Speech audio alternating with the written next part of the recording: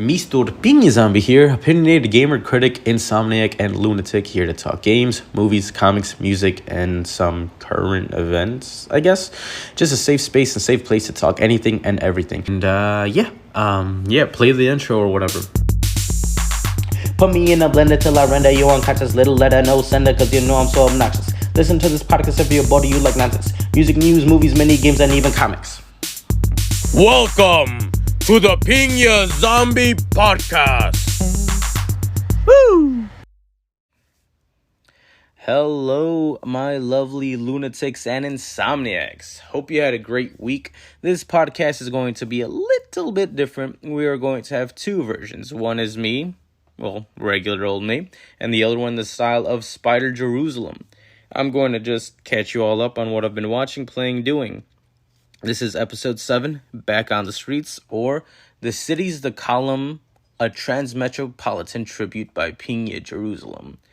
First off, let's give a happy birthday to brother, fellow podcaster, and music maker, Alberto333, and recurring guest and close friend, Mechanic Aztec this April.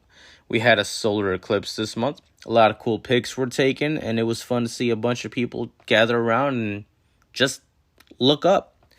Even had someone offer me some eclipse glasses. Whether they worked or not doesn't even matter. I appreciate the gesture over the partial blindness and irreversible retina damage I could have accumulated.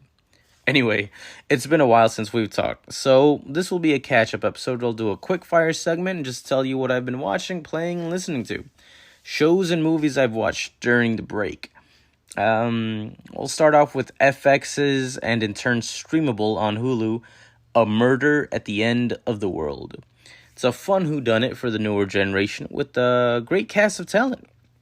If you enjoy whodunits, it's worth a watch. Not going to blow your mind or anything, but I didn't walk away disappointed. For the older generation, I rewatched Multiplicity for the first time since I was 10. It's an American classic about a man being pulled into many different directions. So in order to cope, he does what the most practical thing he can do. He multiplicates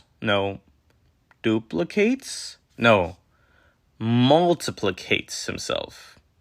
Anyway, it stars Michael Keaton in 4 roles. The lovely Andie MacDowell with a brief cameo by Eugene Levy and directed by the late and great Harold Ramis. It might not be as funny as you remember it, but I still managed to laugh aloud at number 4's wild antics. Worth a watch, I'd say, sure. Next is Much Ado About Nothing, Kenneth Branagh edition. It also stars Michael Keaton, who wishes you to note he is indeed an ass.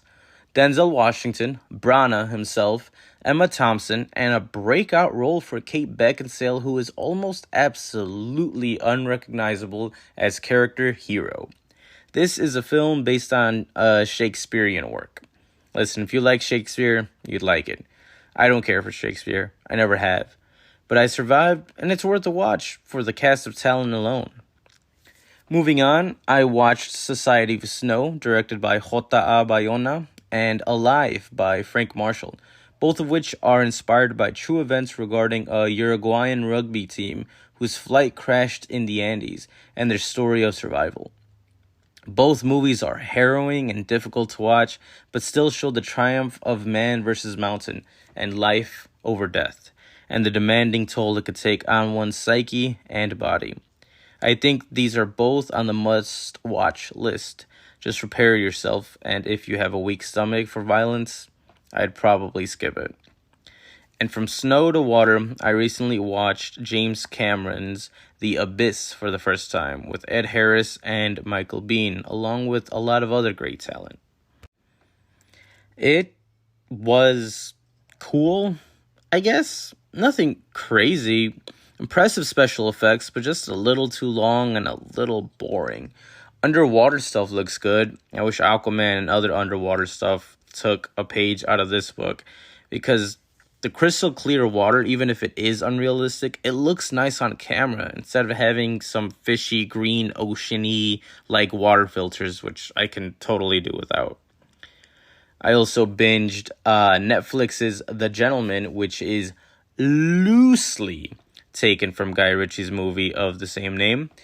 It was fine. Not a must watch, but I thoroughly enjoyed it. It felt like a greatest hits compilation without the sense or structure of a fully fleshed out concept. Guy Ritchie puts a lot from boxers to pikeys to weed and fixers.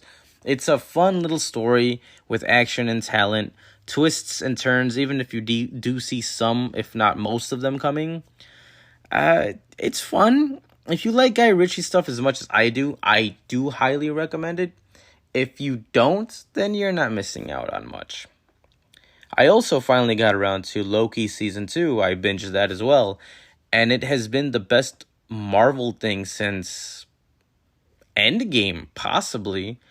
And I'm not counting Guardians of the Galaxy 3, which was and is a perfect film, just because James Gunn pretty much said he didn't care about pushing the MCU forward. Instead, just wrote and directed a great standalone film about family, friendship, loss, and the family and friends that can help you overcome said loss.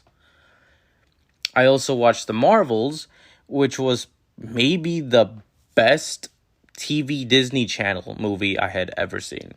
It's a lackluster plot, forgettable villain, some bad CGI, poorly written Nick Fury is only watchable because Samuel L. Jackson is a master at his craft. And with that being said, Brie Larson, Iman Vellani, and Teyonah Parris together are so much freaking fun to watch. They carry this movie, even with the poor writing. They carry it. This is the first time I actually liked Miss Marvel's character, or Captain Marvel's character, I should say. She seemed more human and less, I'm a badass, respect me. I think the writing room made huge improvements with her character as being the person who was trying to fix a mistake she made. I love the interactions she has with Kamala Khan and Monica Rambeau. She seems fully fleshed out, and I respect her not as the powerful god-level badass she claims to be in the previous movies, but as the relatable friend, role model, and aunt badass that she is in this movie. Iman Vellani is bubbly with an infectious smile and attitude. She is a kid and she is having fun, but also gets serious when need be. Iman Vellani has a bright future ahead of her as she does a fantastic job in here. Teyonah Parris in here is the straight character. She keeps it together and she's the most consistent and constant level-headed one of the bunch. She keeps everyone on an even keel, but that doesn't mean she's boring. She's smart, she has a great rapport with Nick Fury, and is the most stable character out of the bunch. All in all, I enjoyed this film. I wouldn't have paid for it. It was lackluster in that regard, but when compared to the good MCU movies, which again there haven't been a lot in recent years, I think this would have been a phenomenal Disney Plus movie. I really enjoyed watching it there. I think it was great.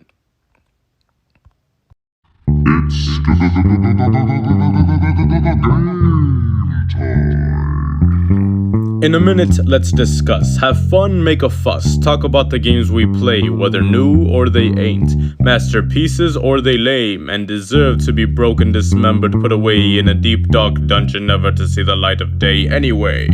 Yay or nay? Skip and or rate. Let's reiterate and state this is the section of the games that I'm playing. Know what I'm saying?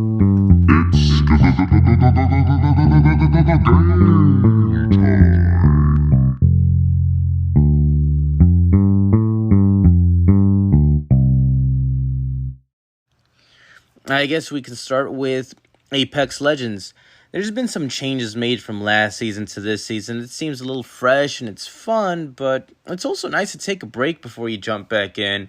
Game is always tight and responsive. It helps to get the blood pumping, and it's a great game to break and build friendships on. I've also been playing Street Fighter 6. Pleasantly surprised by this fighter, actually. It's simpler to get into than 4, and it's actually playable on the Xbox this time around, unlike Part 5. It has a bunch of content in it, and although I like the drawn and realistic proportionate versions of these characters instead of this macho man steroid injected masses of computer animated human beings, it still looks pretty good.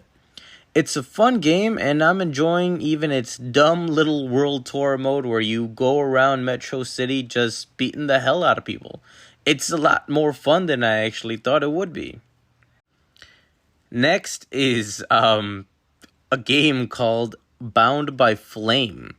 It's made by a AA company called Spiders. I just beat this game, and it's a 360 game that is usually on sale for $5 on the Microsoft Store. It is janky as all hell, and it plays like a true AA game, trying to bite off more than they can chew. It has some hack and slash combat, some dialogue choices that give the illusion of choice, but actually don't really matter, and some of the best dialogue in the world. And by that I mean it is horrendously hilarious. I enjoyed my time playing this ridiculous, hysterical jank. It's relatively short, especially if you focus on the main missions, because the side quests don't really offer much of anything. I think if you have an appreciation for AA games and understand how flawed they are, I mean, you'll appreciate this one. They truly do try to swing for the fences, and they make some of the most unique games. I've also been playing another game by Spiders, a more recent adventure from them, called Steel Rising. It's a Soulsborne game that takes place in France with a steampunk element. The combat here feels a lot better, the environments are nice, and the graphics are good. Spiders has come a long way since Bound by Flame to here, and I have nothing but respect for this studio. Haven't beaten it yet, but I am enjoying my foray into the alt timeline of 1780s-ish France. Couple of last things in this episode, and I'm out.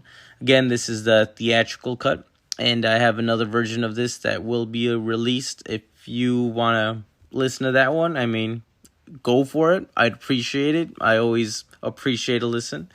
Listen to both if you'd like, or not. I mean, I appreciate it either way. This is the second half of this first season, so it will be a lot more experimental from here on out. Hopefully a little more fun for you guys. Please feel free to comment on Spotify or YouTube. Let me know if you want me to review anything. I'm here for you. And no, I'm not a whore. I like to think of myself as a really genuine, inexpensive, comedic, and romantic escort. Okay? Get it straight. Anyway, that's all for this one. And as always, remember, storytelling is a way we share what we love to who we love. So go play, watch, read, write, listen, and tell your stories. I'll catch y'all on the next one.